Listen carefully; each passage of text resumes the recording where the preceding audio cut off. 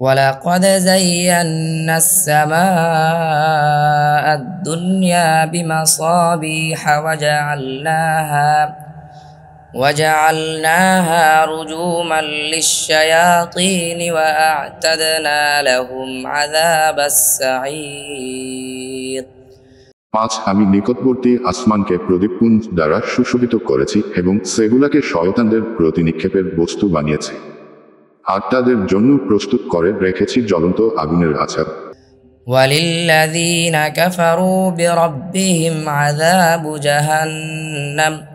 وبئس المصير আর যারা তাদের রবকে অস্বীকার করে তাদের জন্য রয়েছে জাহান্নামের আছাড় আর কতই না নিকৃষ্ট সেই প্রত্যাবর্তন স্থল إذا ألقوا فيها سمعوا لها شهيقا وهي تفور